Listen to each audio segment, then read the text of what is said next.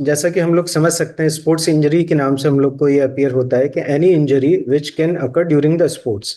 But specifically her sports injury sports के दौरान ही नहीं लगती है। कहने का मतलब यह है कि स्पोर्ट्स या स्पोर्ट्स रिजेंबलिंग एक्टिविटी के दौरान लगने वाली चोटों को स्पोर्ट्स इंजरी के नाम से जाना जाता है। जैसे कि जो स्पोर्ट्स होते हैं, फुटबॉल, बास्केटबॉल, रेसलिंग, उनमें बहुत ज़्यादा बॉडी का मूवमेंट होता है, बहुत ज़्यादा कोलिजन होता है, बहुत ज़्यादा स्पीड होती है।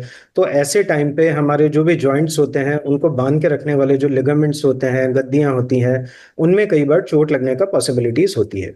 तो खेल के दौरान लगने वाली चोट को बोला जाता है स्पोर्ट्स इंजरी।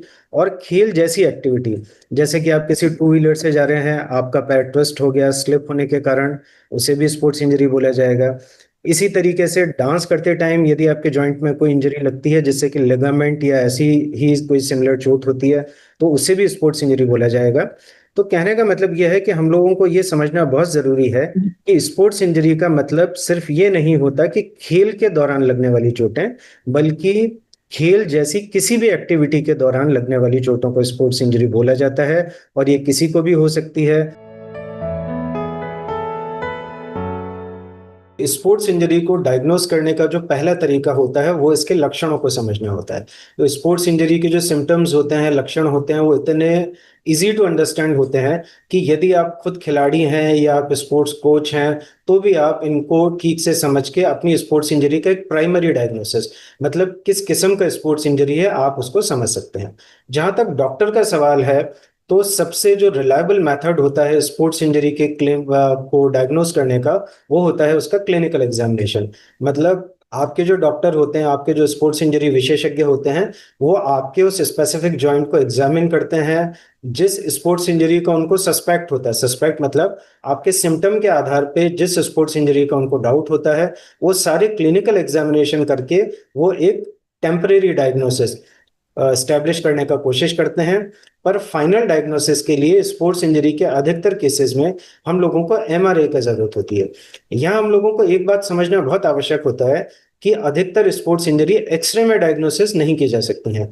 क्योंकि क्या होता है कि जो एक्सरे होता है उसमें हम सिर्फ हड्डी देख सकते हैं। जो सॉफ्ट टिश्यू के स्ट्रक्चर्स होते हैं, मतलब जो मांस के स्ट्रक्चर्स होते हैं, जैसे कि लिगामेंट, मेनिस्कस, उनको एक्सरे में नहीं देखा जा सकता है। तो इस वजह से एमआरआई जो होता है वो इसका एक गोल्ड स्टैंडर्ड डायग्नोसिस का तरीका होता है।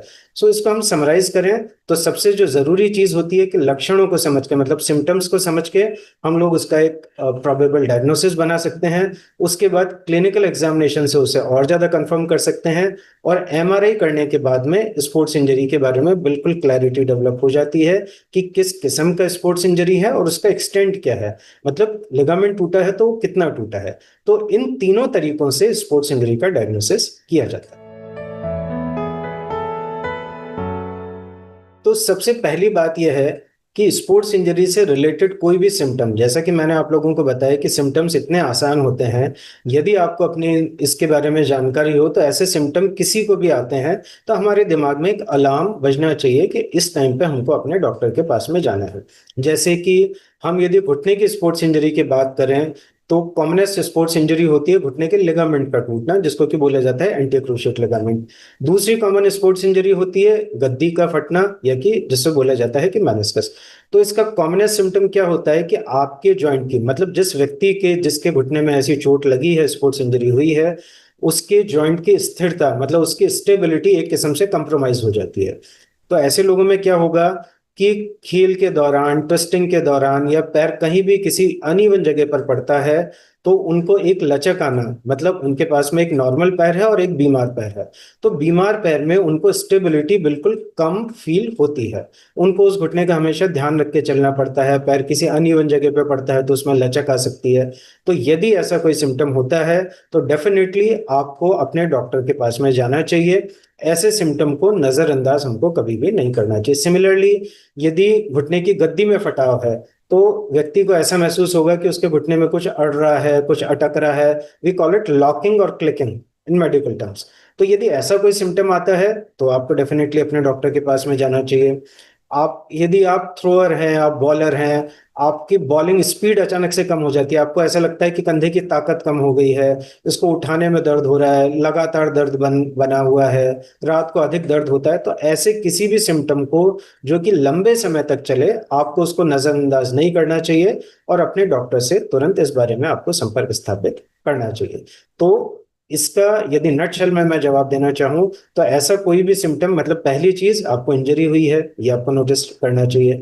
इंजरी के बाद में यदि आपको सिम्टम डेवलप हुए हैं, जैसा कि मैंने स्पेसिफिकली बताया, यदि इनमें से कोई सिम्टम है तो डेफिनेटली आपको बिना समय गंवाए अपने डॉक्टर से कनेक्ट करना चाहिए, क्योंकि यदि आप इसको नजरअंदाज करते हैं तो आपके जॉइंट में परमानेंट डैमेजेस हो सकते हैं।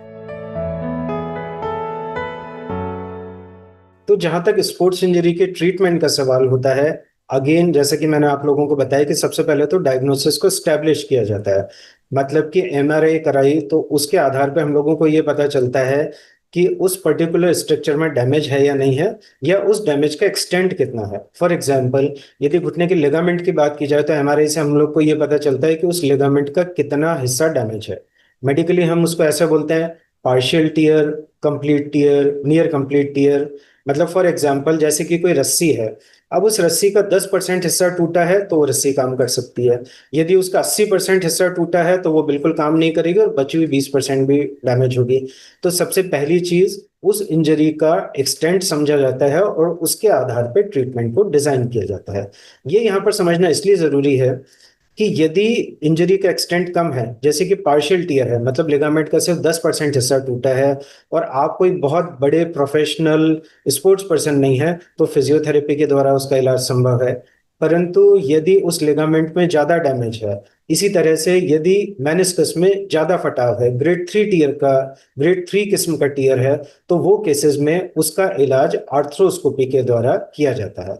अब आर्थ्रोस्कोपी एक ऐसी टर्म है जिसके बारे में काफी लोगों को पता नहीं होता, तो मैं आप लोगों को ये बताना चाहूंगा कि आप लोगों ने सुना होगा जैसे कि लेप्रोस्कोपी होती है, मतलब पेट की जो दूरबीन से चिकित्सा होती है। थोरेकोस्कोपी होती है, जैसे कि चेस्ट की दूरबीन से चिकित्सा होती है। Similarly arthroscopy is the endoscopic surgery of joints. मतलब दूरबीन से जो जोड़ रोगों की चिकित्सा की जाती है उसे बोला जाता है आर्थ्रोस्कोपी। तो अधिकतर स्पोर्ट्स इंजरी का जो इलाज है वो आर्थ्रोस्कोपी के द्वारा किया जाता है। परंतु यहाँ ये भी समझना आवश्यक है कि हर स्पोर्ट्स इंजरी के ट्रीटमेंट के लिए सर्जरी की जरूरत नहीं होती। कितनी ऐसी स्पोर्ट्स इंजरी होती हैं जिनका समाधान फिजियोथेरेपी से कुछ प्रिकॉशन के साथ में हम लोग कर सकते हैं।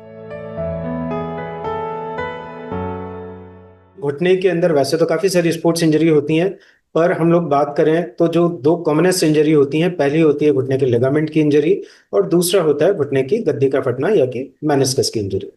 तो घुटने की जो लिगामेंट की इंजरी होती है, यदि वो लिगामेंट का टीयर अधिक है, जैसे कि 70-80% या कंप्लीट लिगामेंट का टीयर है, तो वो केसेस में हम लोगों को आर्थ्रोस्कोपी से उसका सर्जरी करना होता है। सर्जरी को बोला जाता है लिगामेंट का रिकंस्ट्रक्शन। रिकंस्ट्रक्शन मतलब जैसे कि हमने किसी इलास्टिक को खींचा, वो डैमेज हो गई, सिमिलरली लिगामेंट की भी इंजरी हो जाती है। तो वो जो रिमेनिंग लिगामेंट होता है, वो जो टॉर्न लिगामेंट होता है, वो अब किसी काम का नहीं होता है, तो हमको उसे रिकंस्ट्रक्ट करना पड़ेगा। रिकंस्ट्रक्शन का मतलब है कि हमारे शरीर में से एक मांसपेशी का ग्राफ्ट लिया जाता है और उसको उस टूटे लिगामेंट की जगह पर लगा दिया जाता है। जब हड्डी उसको पकड़ लेती है, मतलब जब उस ग्राफ्ट में ब्लड का सर्कुलेशन शुरू हो जाता है, तो वो ऐसे एक्ट करने लग जाता है जैसा कि हमारा पुराना लिगामेंट था। तो ये एक बेसिक तरीका होता है किसी भी लिगामेंट को रिकंस्ट्रक्ट करने का। हमारे घुटने में 4 लिगामेंट होते हैं। आगे का लिगामेंट उसको बोला जाता है एसीएल, पीछे का लिगामेंट जो होता है उसे बोला जाता है पीसीएल, और ऐसे ही 2 साइड के लिगामेंट होते हैं, उन्हें बोला जाता है कोलेट्रल। तो एमआरआई से जब हमें ये पता चलता है कि कौन से लिगामेंट में चोट है, कितनी चोट है, तो उसके आधार पर निर्णय किया जाता है और शरीर में से मांसपेशी का ग्राफ्ट लेके उस लिगामेंट को रिकंस्ट्रक्ट किया जाता है। तो ये बात हुआ हमारे लिगामेंट के रिकंस्ट्रक्शन के तरीके के बारे में। दूसरा कॉमन प्रॉब्लम, गद्दी का फटना या मेनिस्कस का टीयर। तो मेनिस्कस के टीयर का ट्रीटमेंट भी अगेन इस बात पर डिपेंड करता है कि उस मेनिस्कस की गद्दी में कितना फटाव है। जैसे कि सिंपल ग्रेड 1 टीयर है, मतलब इसको ग्रेड के आधार पर हम लोग डिफाइन करते हैं। तो ग्रेड 1 टीयर मतलब बहुत मामूली सा फटाव है। ग्रेड 2 टीयर थोड़ा सा अधिक फटी है, पर सर्जरी की जरूरत इस केस में भी नहीं होती। यदि ग्रेड 3 टीयर है, आप जब भी अपनी एमआरआई को देखेंगे, रिपोर्ट को देखेंगे, तो उसमें बहुत क्लियरली ये ग्रेडिंग लिखी होती है। तो यदि ग्रेड 3 टीयर है तो ऐसे केसेस में उसको कभी भी लिंगर ऑन नहीं करना चाहिए और डेफिनेटली वहां पे उसकी सर्जरी की जरूरत है। सर्जरी का तरीका ये होता है, हम उसे बोलते हैं मेनिस्कस रिपेयर, मतलब कुछ स्पेसिफिक टेक्निक से, कुछ इम्प्लांट की मदद से उस फटी हुई मेनिस्कस को वापस अपनी जगह पर लगा दिया जाता है और धीरे धीरे उसमें ब्लड का सर्कुलेशन होके वो मेनिस्कस प्रॉपरली अपनी जगह पे यूनाइट हो जाती है। तो इस तरह से लिगामेंट और मेनिस्कस का ट्रीटमेंट किया जा सकता है।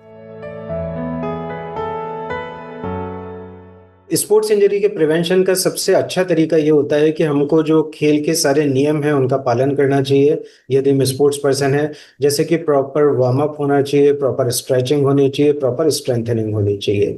बहुत सारे ऐसे फैक्टर्स हैं जो कि स्पोर्ट्स इंजरी को बढ़ा सकते हैं। यदि हम फटीग हैं, जैसे कि हम बहुत लंबा प्रैक्टिस मैच खेल रहे हैं और उसके बाद हम अपने मेन कंपटीशन में चले गए, तो हम लोगों को ऑलरेडी फटीग बहुत ज़्यादा हो जाता है। तो ऐसे केसेस के लिए हम लोगों को अपने न्यूट्रिशन का बहुत ज़्यादा ध्यान रखना चाहिए।